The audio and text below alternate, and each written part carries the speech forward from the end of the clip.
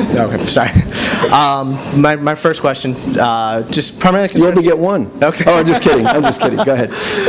Just as far as the sort of steps that you laid out at the end, and Dr. Kemp talked about this before, it seems to me that you really need to take a very holistic approach to, especially when you're concerning education. Labor issues taken to play when you have teachers who aren't being paid well.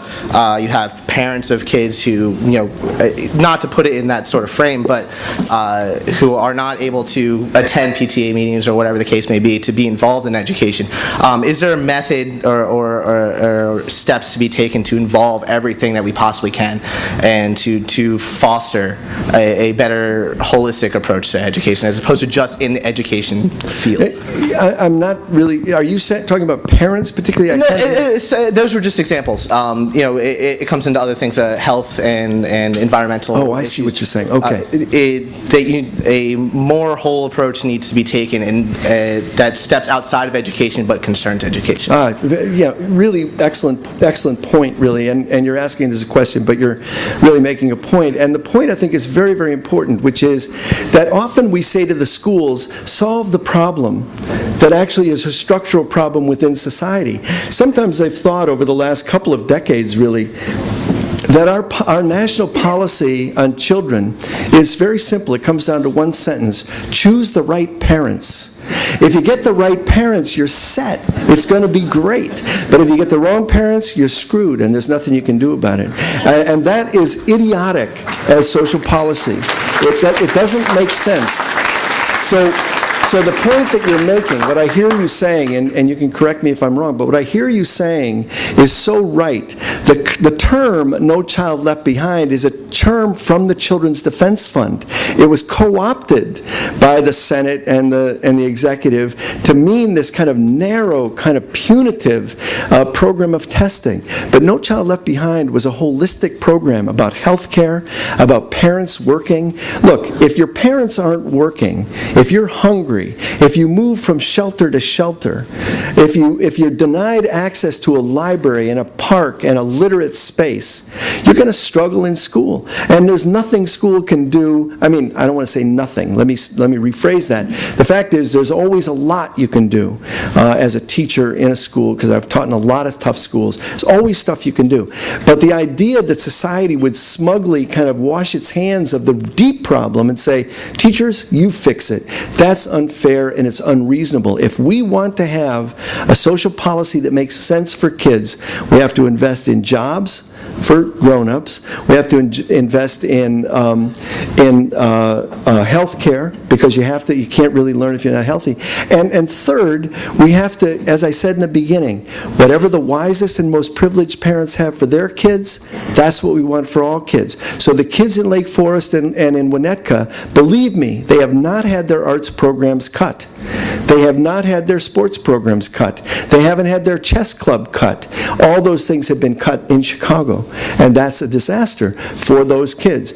So let's get back to the notion of good social policy isn't choose the right parents. Good social policy is we will act in the interest of all of our children. Yeah. Hi, Mr. Ayers. I want to thank you for coming to Florida State, first of all, and I want to apologize for some of the behavior we saw earlier. There was a little less than respectful. It didn't faze me, but thank you. But you spoke earlier of Barack Obama's plan for his new spending package and how that should be used in schools.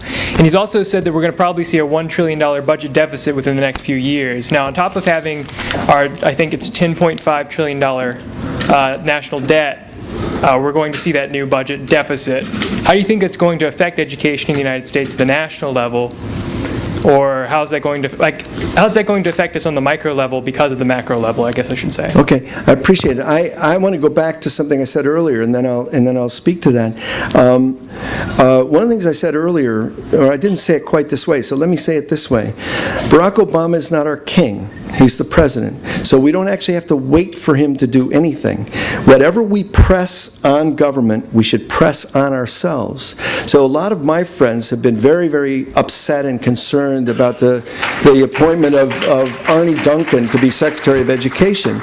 And one of the things I pointed out on my blog and elsewhere, on the Huffington Post, is that while Arnie Duncan was superintendent, and he's also a very nice and decent and very smart guy, and a very moderate guy, but while Arnie Duncan was superintendent of Chicago schools, or as they like to say now, CEO, whatever that implies, what it implies is that the metaphor is a business metaphor and that education is a commodity, and I object.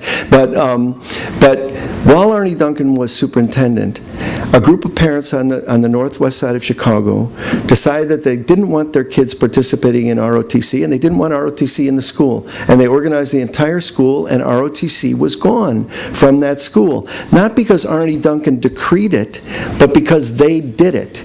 Similarly, a group of teachers at Curie High School in Chicago decided they would not give a certain standardized test that in their view was one test too many. They organized the parents, they organized the community, they organized their fellow teachers, and the test was discontinued over Arnie Duncan's objection. A group of hunger-striking mothers got a school built while Arnie Duncan was superintendent. And these are all stories you can look up and find out about. My point is, we don't need to wait for the great men to do for us what we need to do for ourselves. The great labor leader, Eugene Debs once said to a group of workers in Chicago at the turn of the last century, if I could lead you into the promised land, I would not do it, because someone else would come along and lead you out. And what he meant by that was, if you want to see change, real change, not superficial change, not change that's going to be taken away tomorrow, real change, you have to do it for yourself. So I was just in Detroit. And Detroit, the activists that I know in Detroit have a slogan, and two slogans. One is Detroit, City of Hope, and the other is Detroit is the future. I don't know if you have been in Detroit recently, but Detroit is a city, there's a reason to their madness.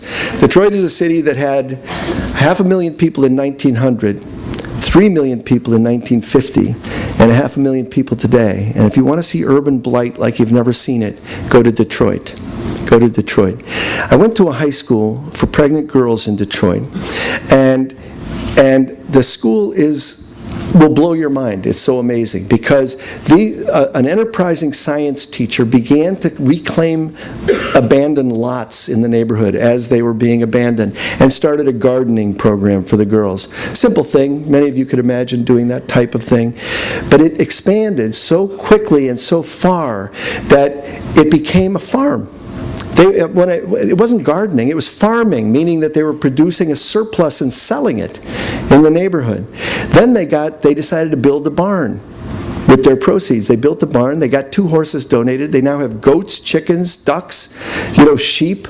And you go into this place in the middle of burned out Detroit, and here's this farm, functioning farm. So I'm looking at the farm, it's a Saturday, and a couple of guys from across the street sitting on a stoop come over, and I asked them, and they say, this is a great school, we love this school. And one of the kids, probably 23 years old, says, as the grocery stores have abandoned this neighborhood, I always come over here. I can get a chicken, the girls will kill it and clean it for $3, and I have a chicken for the week.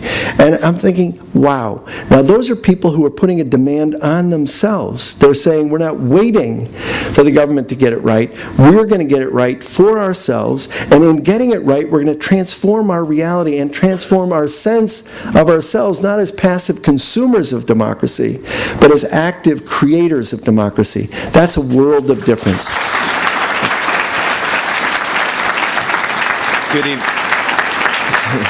Good evening, Mr. Ayers. Thank you for coming. First of all, I appreciate greatly your role as an activist.